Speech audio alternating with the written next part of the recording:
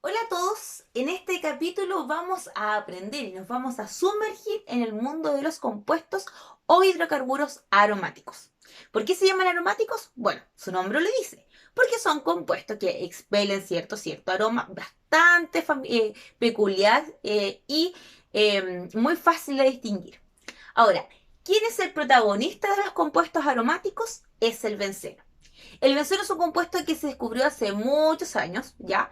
Pero quien en definitiva logró dar, por así decirlo, con la estructura de este compuesto fue Kekulé. Ya, aprendes ese apellido. Kekulé. Ahí. Kekulé. El benceno es un compuesto que está formado por 6 carbonos. Ya, es un compuesto cíclico formado por 6 carbonos. Voy a dibujarlo acá. ¿Ya? Usted me puede decir, como el ciclo hexano. Sí, se parece un poco al ciclo hexano, pero tiene hartas diferencias con el ciclo hexano. No solo por sus propiedades, sino por otras más. Ya. Miren, este compuesto, ya, el benceno, está formado por 6 carbonos, pero entre ciertos carbonos existe la presencia de doble enlaces, específicamente de 3 doble enlaces. Algunos de ustedes me podrían decir, entonces el benceno es un ciclo alqueno. Sí, pero con propiedades muy distintas a los alquenos. O sea, el benceno es especial, ¿ok? Ahora, como ustedes ya sabrán, ¿cierto? Lo vimos en el capítulo de hibridación, significa que cada uno de estos carbonos, ¿ya? Tiene hibridación sp2. ¿Ya?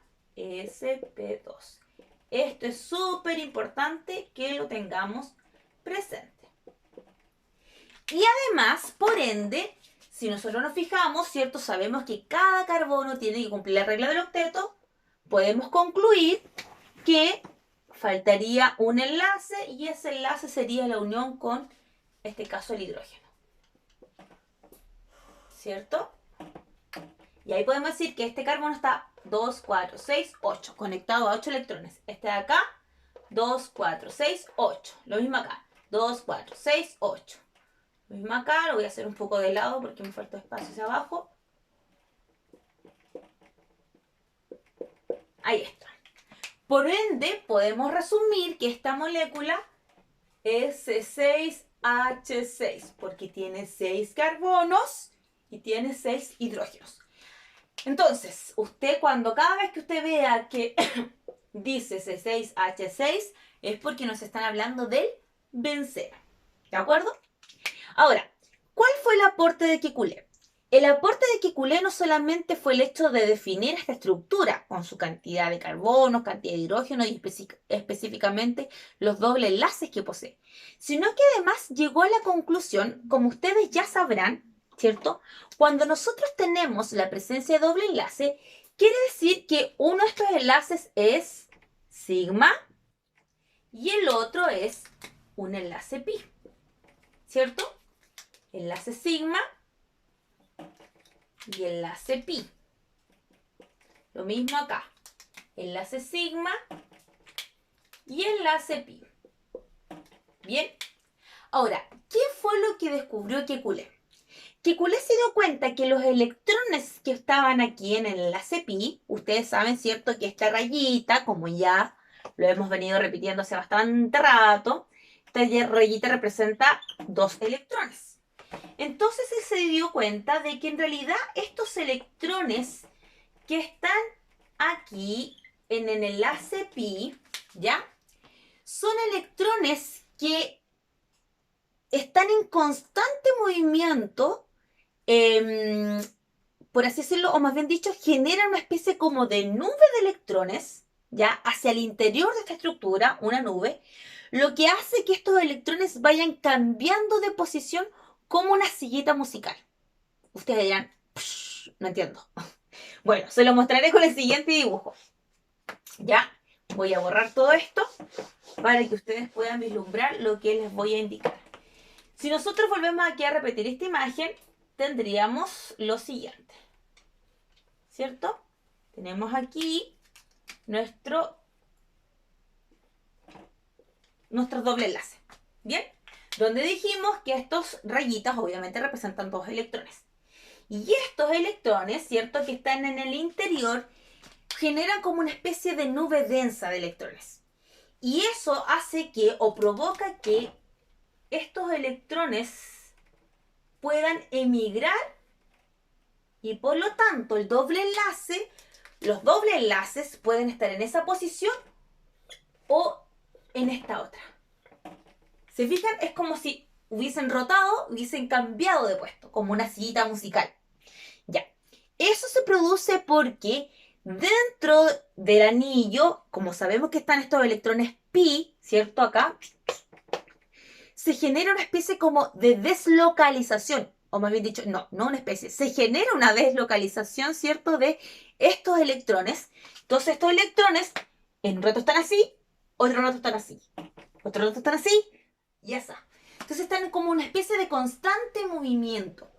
Por eso, en definitiva, también el benceno se puede representar de esta forma o de esta, o también de esta otra.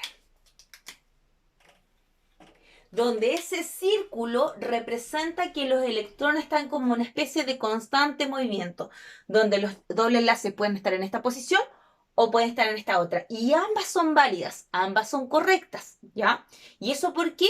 Porque los electrones que están dentro de este enlace pi, ¿cierto? De estos dobles enlaces, generan una nube, lo que permite, ¿cierto? Que vayan cambiando de posición, ¿de acuerdo? O se deslocalicen. ¿Bien? Espero que se entienda. Entonces, Kekulé llegó a esta conclusión, a esta estructura del benceno y a esta conclusión de que los electrones que están formando parte del doble enlace se encuentran de manera deslocalizada. O sea, no hay una posición fija de estos electrones. Yo no puedo decir, oh, estos electrones están fijamente ahí, en esa posición. No, porque pueden estar ahí o pueden estar acá. Por esa razón, se representa el benceno de esa manera y ahí ustedes ven la clara diferencia que hay entre el ciclo hexano. ¿Ya? Entonces, esto es sumamente importante que ustedes lo sepan, porque obviamente el benceno, como bien les decía hace un ratito atrás, es el protagonista principal de los compuestos aromáticos. ¿Bien? Y bueno, como ya sabemos que el benceno está formado por 6 carbonos y 6 hidrógenos, para que este benceno pueda, obviamente, recibir sustituyentes, quiere decir que tengo que reemplazar un hidrógeno que tiene este benceno. Me explico. Por ejemplo, nosotros sabemos que acá tenemos, ¿cierto?, los carbonos y que cada carbono está ligado a un hidrógeno, ¿cierto?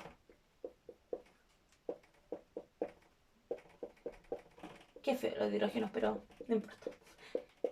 Vamos, miren acá. Entonces, si por ejemplo yo quiero añadirle aquí un metil a este benceno, yo lo que tengo que hacer es sacar a ese hidrógeno que está allí, ¿cierto?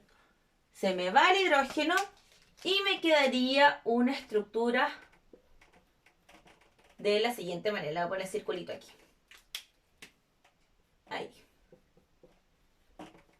¿Ya? ¿Sí? Entonces, cada vez que se añada un sustituyente al benceno es porque estoy sacando un hidrógeno, ¿cierto? O se sacó un hidrógeno, mejor dicho, y fue sustituido, ¿ya? Por el sustituyente, que puede ser un alquilo u otro, ¿de acuerdo? Que dicho sea de paso, este compuesto que yo acabo aquí de hacer se llama tolueno. El famoso tolueno, o si lo escribimos con el nombre Yupac, metilbenceno. ¿Ya? Pero el capítulo de nomenclatura lo vamos a ver en el siguiente video, así que ahora me interesa simplemente que ustedes sepan que este es el protagonista principal. Hay otros más, ¿ya? Pero este es por lo menos el que nos interesa ahora a nosotros aprender, ¿de acuerdo? Cualquier duda, consulta, ustedes saben que lo pueden hacer ahí abajito y les puede servir a todos los que vean este video, ¿ya? Eso, y atentos al siguiente capítulo de nomenclatura de aromáticos.